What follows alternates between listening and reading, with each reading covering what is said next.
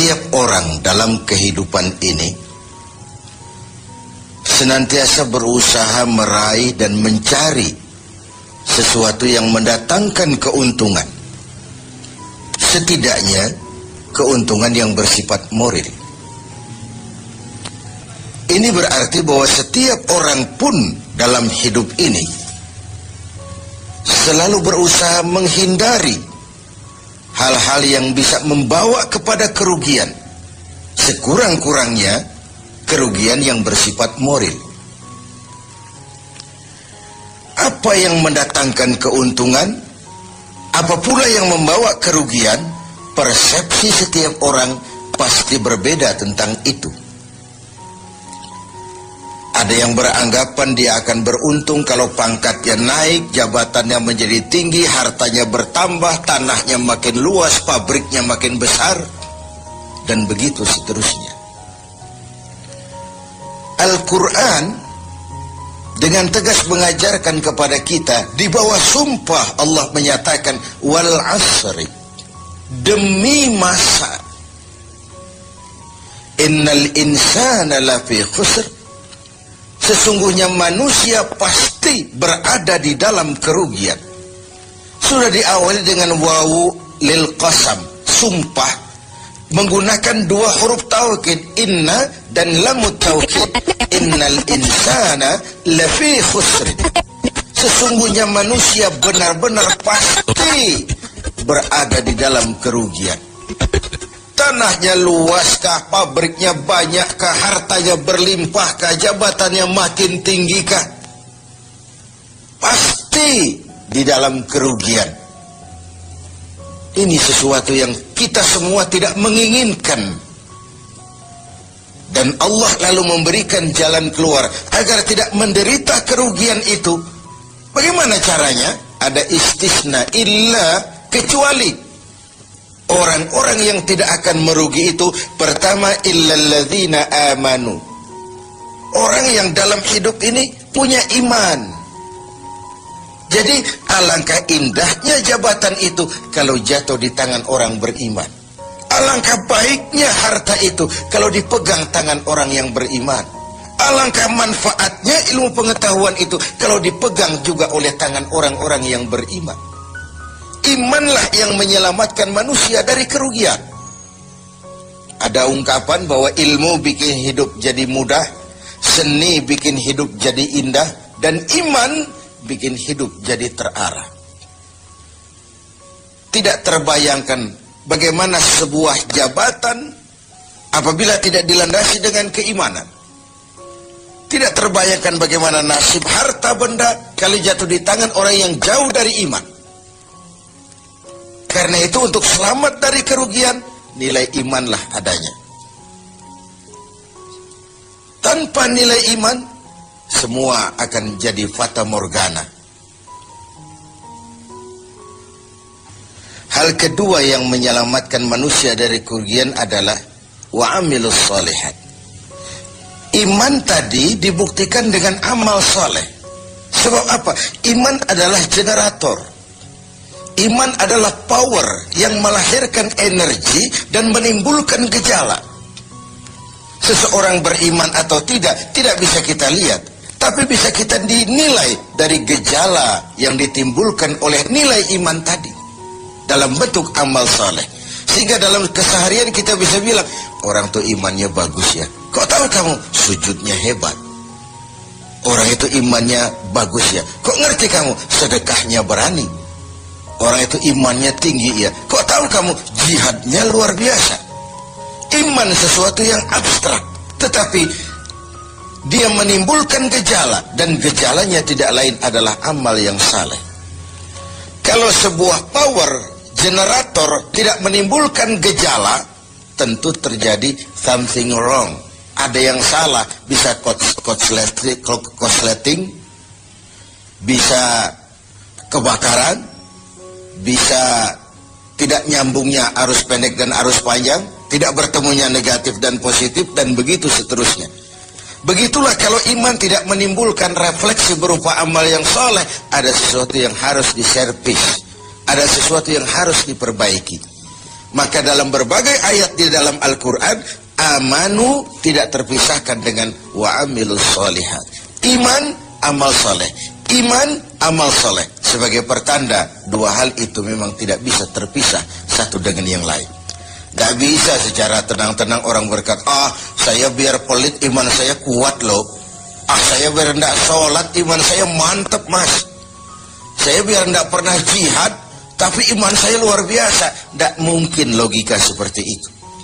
Setiap amanu melahirkan gejala yang disebut amal saleh. Ini hal yang ketiga. Yang keempat, setelah iman dan amal saleh, tawasaw bil haq, saling menasihati dalam kebenaran, bukan dalam kebatilan, bukan dalam kemunkaran. Setiap kita berkewajiban menegakkan yang ma'ruf, mencegah yang munkar sesuai dengan bidang dan kemampuan kita masing-masing. Orang yang selamat dari kerugian selalu nasihat menasihati dalam kebenaran, betapapun resikonya, betapapun kondisi masyarakatnya. Tegar, dan ini pernah diingatkan oleh Rasul, akan selalu ada di tengah umatku sekelompok orang yang tegak menyatakan kebenaran. Dia tidak takut resiko yang tumbuh karenanya. Sebagai yang diungkapkan oleh Napoleon, kalau ada 1000 penegak kebenaran, saya satu di antara yang 1000 itu. Kalau ada 100 orang yang menegakkan kebenaran, saya juga satu dari yang 100 itu. Kalau ada 10 orang yang menegakkan kebenaran, saya pun satu dari yang 10 itu. Kalau hanya 1 orang yang berjuang menegakkan kebenaran, sayalah yang satu itu. Walaupun besok langit akan runtuh, bumi akan bergulung, kebenaran tetaplah kebenaran. Orang yang tegar menghadapi kebenaran makin langka. Orang yang tidak larut di dalam memperjuangkan kebenaran semakin sedikit jumlahnya. Tapi kalau kebenaran tidak ditegakkan, keadilan tidak dinyatakan, maka kebatilanlah yang akan berkuasa. Sungguh pun demikian. Yang keempat, Allah menutup ayat ini, wa tawasaw bis sabr. Nasihat menasihati dalam kebenaran dan nasihat menasihati dengan cara yang sabar. Kalau kebenaran sebuah prinsip, maka kesabaran adalah sebuah strategi. Jika kita benar, kita harus sabar. Kalau kita sabar, harus karena benar. Kebenaran tanpa kesabaran membuat kita mudah dipatahkan orang. Sebaliknya, kesabaran tanpa kebenaran membuat kita diinjak terus oleh yang lain. Kalau punya prinsip, harus punya strategi. Strategi digunakan untuk sebuah prinsip. Prinsip tanpa strategi, habis kita digusur orang.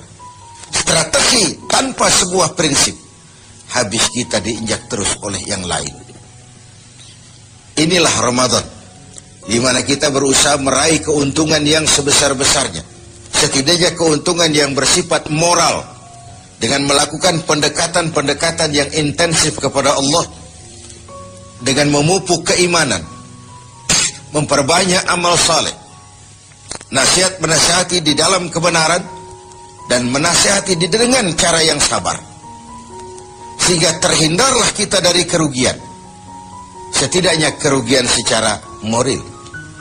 Kalau kehilangan harta kita sangat merugi, bagaimana pula kalau kehilangan iman?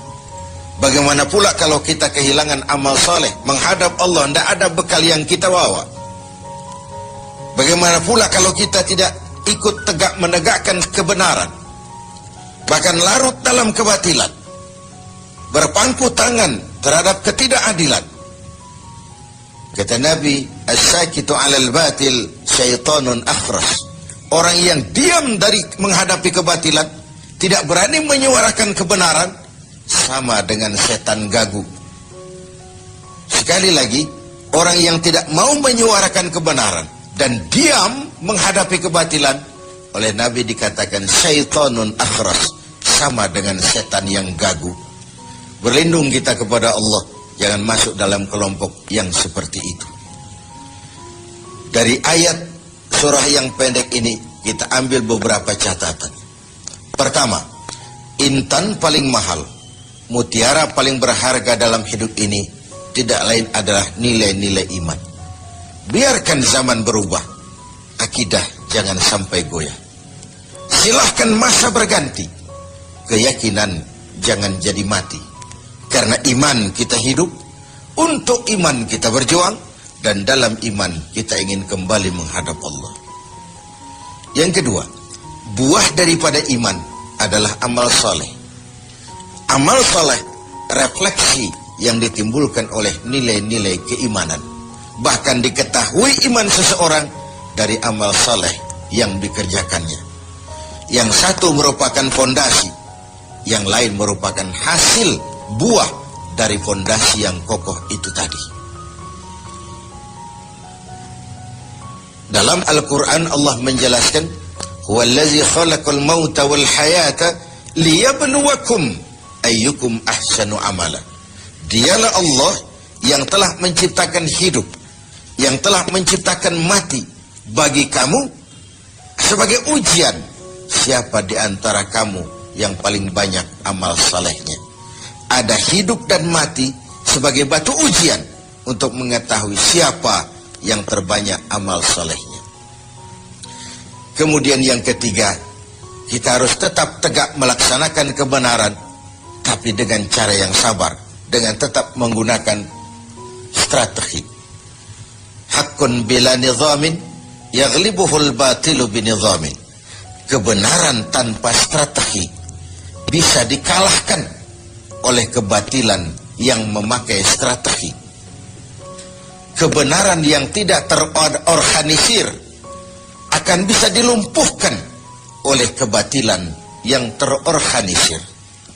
Maka diperlukanlah semangat kebersamaan untuk menegakkan yang ma'ruf dan mencegah yang munkar bagi kemaslahatan kita sebagai umat dan juga sebagai